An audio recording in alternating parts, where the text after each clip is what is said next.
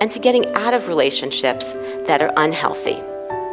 I'll tell you more about the skills in a minute, but first let me say, we didn't just make this up out of the blue. We identified the skills based on a thorough review of theory and research, and the skills really represent the commonalities across the major theories and research findings on healthy relationships. And because they represent the commonalities, we think they really can help people with all the different parts of the relationship process and with all different people, whether people are in a relationship or not. So let me tell you about the skills. The first one is insight.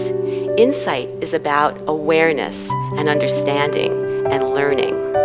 So with insight, you'll have a better idea of who you are, what you need, what you want, why you do the things you do. So let's say you're being really snappy to your partner. With insight, you might notice or realize that it's not that your partner's doing anything, it's actually that you're really stressed out at work, and what you really need is to relax a little bit so it doesn't bleed out over into your relationship. Insight will also let you know your partner better. Let's say your partner shows up late for a date. With insight, you'll know why. For example, maybe your partner's late for everything. It's nothing about you, it's nothing about the relationship, that's just who your partner is.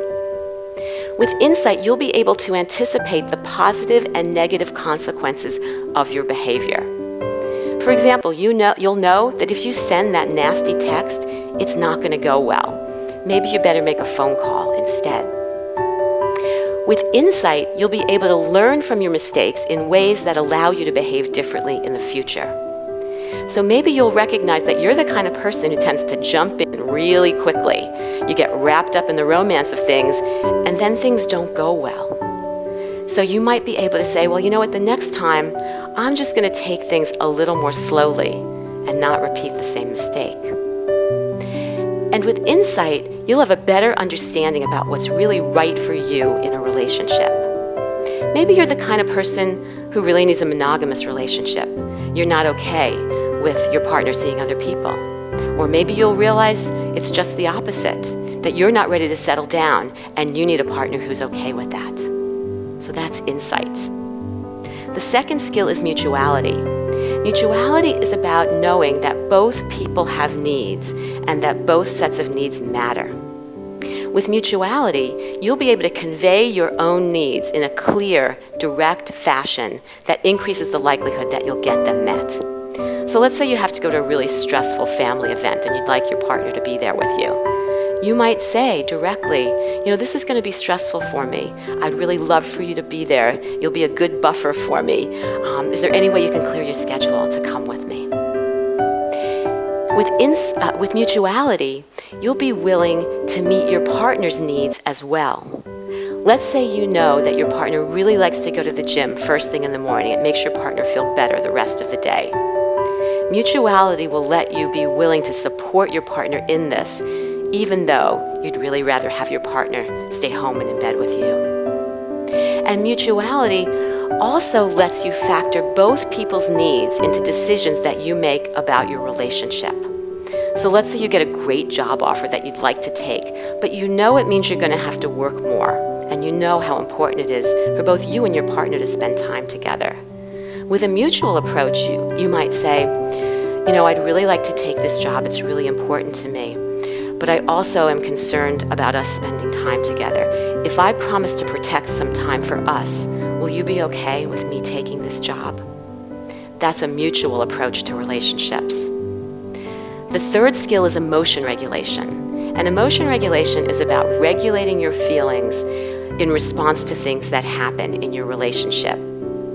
With emotion regulation, you'll be able to keep your emotions calm and keep things that happen in your relationship in perspective. So you might think, oh my goodness, this is a disaster. This is the worst thing ever. How am I going to handle this?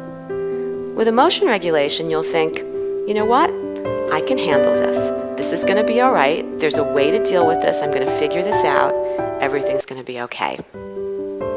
With emotion regulation, you'll be able to tolerate uncomfortable feelings and not act out on them impulsively. So you'll be able to think through your decisions more clearly. So let's say you're waiting for your partner to text you back. That text isn't coming, you're getting really anxious, you're checking your phone every 2 seconds. With emotion regulation, you'll be able to tell yourself, you know what, calm down. The text is gonna come. I don't need to check my phone every second. I'm just gonna put it away and focus on the task at hand. And with emotion regulation, you'll be able to maintain a sense of self-respect and commitment to your needs, even when bad things happen in your relationship. So let's say you have a breakup. You're feeling really depressed. You're really missing your partner. With emotion regulation, you'll be able to let yourself know that it's okay, that yeah, you're gonna feel depressed, but you're gonna get over it. You're gonna get through this. If you beg and plead to get back together, you're not gonna feel good about yourself, and you don't even wanna be in a relationship that wasn't good for you. So insight, mutuality, and emotion regulation, I believe it's people's ability to use the skills on a day-to-day basis that lets them have healthy relationships. So let me give you an example of how this works. The other day I was talking to someone and she said that when her partner asked her what she wanted for her birthday, she told him she didn't want anything. So guess what? She didn't get anything and she got really angry and they had a big fight. Why? Because she really did want a present. She just didn't want to tell him. She wanted him to somehow know. It's called mind reading. It's a terrible idea. It never works. Had she been using the skills, insight would have let her know herself well enough to realize that she really did want something, and if she didn't get it, she was going to be mad. Insight also would have let her know that her partner was the kind of guy who was just going to take what she said literally. Mutuality would have let her really ask for what she wanted directly and clearly. And emotion regulation would have let her deal with any feelings she was having that were getting in her way of doing that. So maybe she was feeling kind of anxious. Oh, what would he think if I asked for what I needed? Or maybe she was feeling guilty. You know, she knows they're saving for a big trip and she maybe thought that he would think that she was kind of greedy or something. So if she had used the skills, she would have been able to say, you know what? I know we're saving for that trip, but I really like that necklace that we saw the other day and it wasn't that expensive. He would have gotten it for her. She would have felt respected and valued. He would have been happy. They would have felt more intimate. This whole birthday gift thing would have gone well instead of ending in a fight that could really damage their relationship. Now, this was just an anecdote. We have data to support this as well. I've been studying romantic competence, the ability for people to use insight, mutuality, and emotion regulation among young people.